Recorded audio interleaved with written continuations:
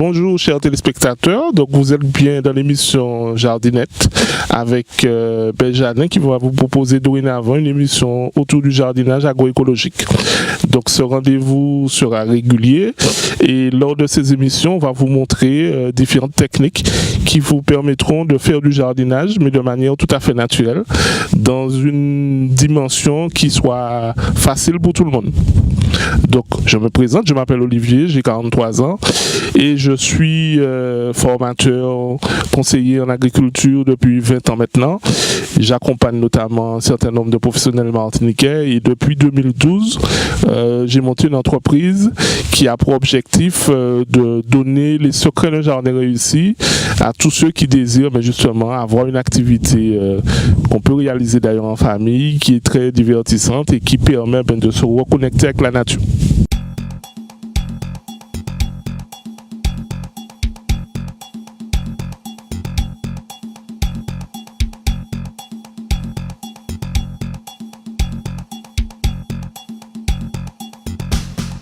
Donc aujourd'hui, le thème de l'émission, on va parler notamment de quelques techniques pour la protection de notre jardin. Donc comment faire face à un certain nombre de difficultés. Et pour cela, je vais vous présenter deux plantes très utiles en termes de protection du jardin. C'est premièrement la citronnelle et deuxièmement, on va travailler avec le gros thym. Donc on commence d'abord par le gros thym, donc avec un joli nom scientifique, donc c'est Plectranthus amboinicus. Alors vous allez vous demander souvent, mais quel est l'intérêt d'avoir un nom scientifique pour les plantes? Donc je vais vous donner juste une petite anecdote.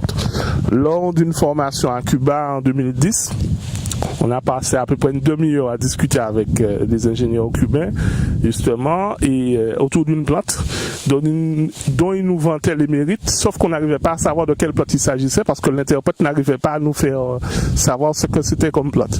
Jusqu'à ce que l'un d'entre nous leur demande, mais donnez-nous le nom scientifique. Et là, on a su que c'était juste un haricot tout à fait commun. Donc, en fait, voilà à quoi ça sert, les noms scientifiques. Ça sert aux scientifiques, aux ingénieurs techniciens de tous les pays de se comprendre lorsqu'ils parlent d'une plante. Alors, pour revenir au gros thym, il a une origine asiatique à la base. Et aujourd'hui, la plante s'est propagée un peu dans tous les pays tropicaux, ce qui fait qu'on le retrouve notamment en Martinique. Donc en termes de reproduction, c'est une plante qui va se reproduire essentiellement par bouture. On verra ça dans un instant. Sachant que vous pouvez dans l'absolu retrouver des graines de gros thym, mais la floraison en Martinique est très rare. Donc pour qu'il y ait graines, il faut qu'il y ait d'abord floraison, ensuite fruits, et après vous avez la possibilité d'avoir des graines. Donc la possibilité d'avoir des graines de gros thym en Martinique, elle est proche de zéro.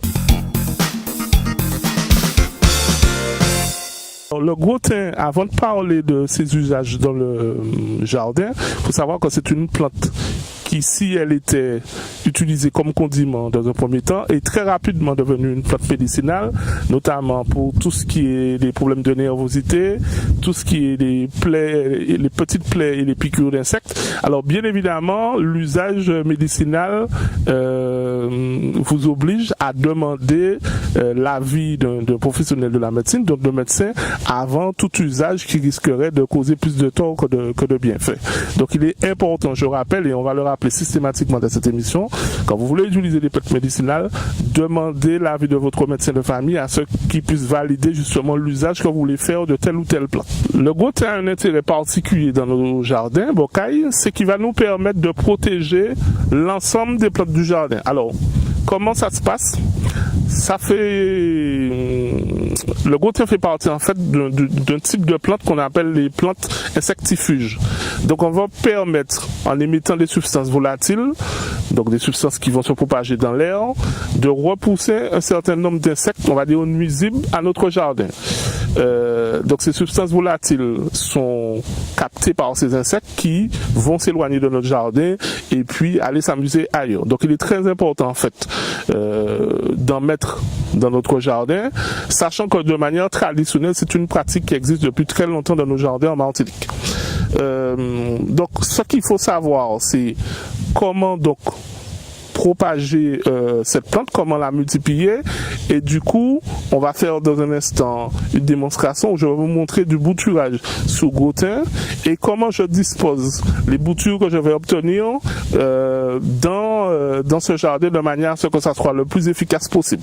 Maintenant, je vais vous montrer comment on va, à partir d'une broche de gros-thym, faire du bouturage. Donc, le principe du bouturage, il est relativement simple. Il va s'agir pour nous de permettre à la plante, avec un fragment de plante, de réaliser d'autres plantes. On va compter le nombre de nœuds sur cette tige, 1, 2, 3, et on coupe par la suite en biseau. Alors pourquoi en biseau?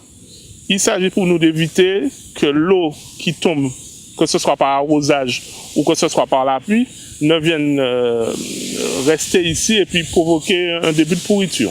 Donc ça va permettre à l'eau justement de glisser et d'évacuer la plante plus rapidement. Donc une fois qu'on a notre bouture de gros-thym, ce qu'on va faire, on va l'installer tout autour de notre jardin. Donc on réalise un petit trou avec le transplantoir, on met en place la bouture, on referme et on arrose tout de suite. Alors pourquoi on arrose tout de suite? On a une bouture qui était sur une tige, qui était relativement riche en eau. Il s'agit de ne pas trop la stresser, de la remettre dans un milieu où elle va trouver un peu d'eau rapidement. Alors l'arrosage se fait toujours de manière délicate. Il ne faut pas que l'eau vienne noyer la plante. Donc le premier arrosage est quand même plus important. Donc pour vous donner une idée, sur une bouture comme ça, vous allez mettre 1 litre d'eau les 2 premiers jours. Donc 1 litre le premier jour, 1 litre le deuxième jour. L'idée c'est de toujours maintenir humide pendant les premiers jours la zone qui est autour du plant, c'est-à-dire sur un diamètre d'à peu près 20 à 30 cm, maintenir toujours cette zone-là relativement humide.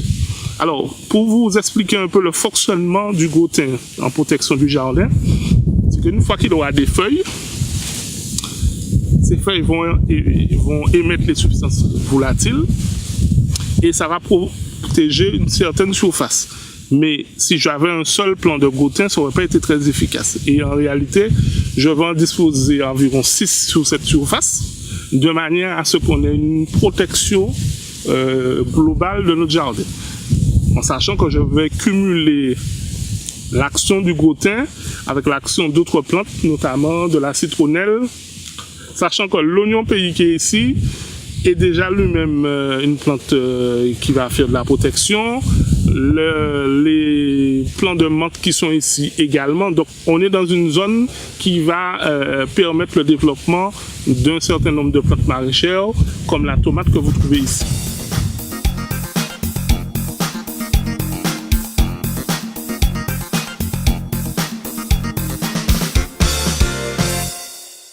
On poursuit notre installation de plants de bouture de gros-thym.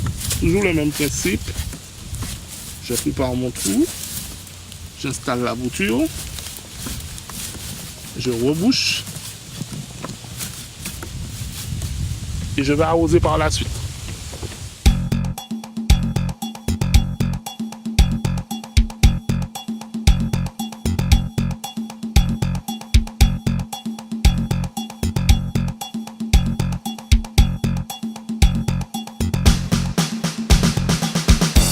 Alors, bien faire attention au sens de plantation. Une bouture ne se plante pas à l'envers, c'est-à-dire que les racines de la plante étaient par ici, donc la bouture doit se planter de ce sens-là. Alors, c'est important justement, lorsque vous préparez vos boutures la veille ou le matin, de mettre toutes les boutures dans le bon sens dès le départ pour ne pas vous planter. Alors, l'astuce, c'est d'observer ici, là, le pédoncule des feuilles, vous voyez qu'il part vers le haut, donc ça veut dire que les racines étaient vers le bas. Ce sont des petites astuces que je vais vous apprendre au fur et à mesure.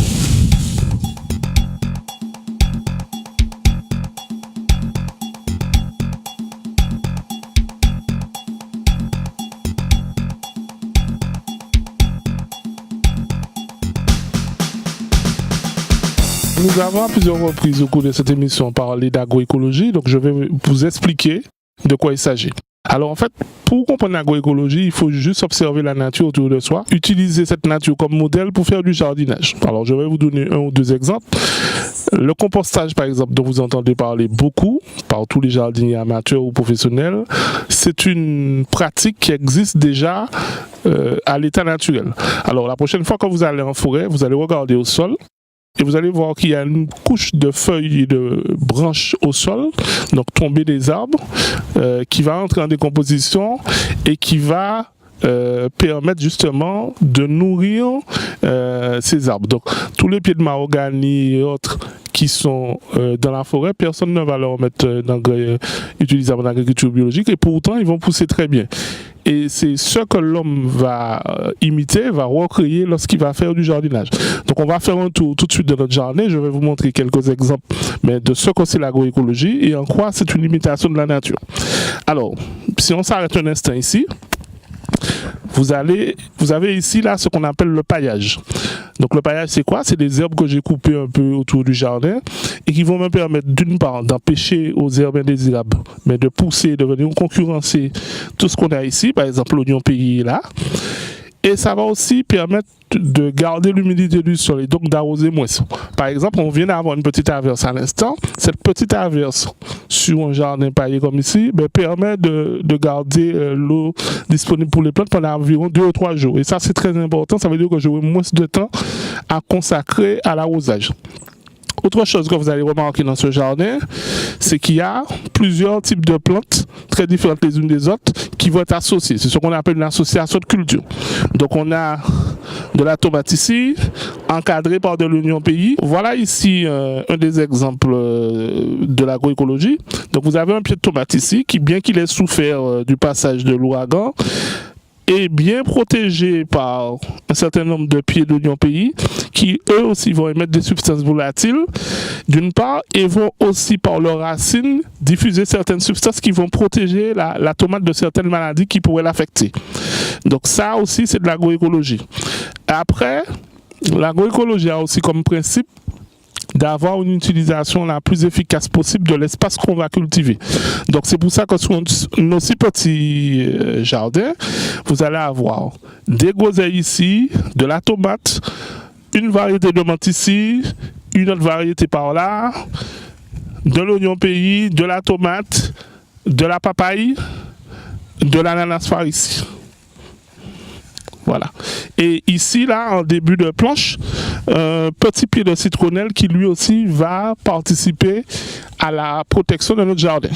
Donc l'agroécologie, c'est aussi ça, c'est aussi une manière de faire du jardinage tout à fait naturel, mais très efficace. Vous aurez bien compris, chers amis téléspectateurs, l'importance d'avoir dans son jardin du gotin, donc plante qui va rendre un certain nombre de services au jardinier, en lui permettant de se protéger des insectes nuisibles. Donc, il vous reste à trouver quelques tiges pour faire des boutures et à tenter par vous-même cette expérience qu'on a réalisée aujourd'hui.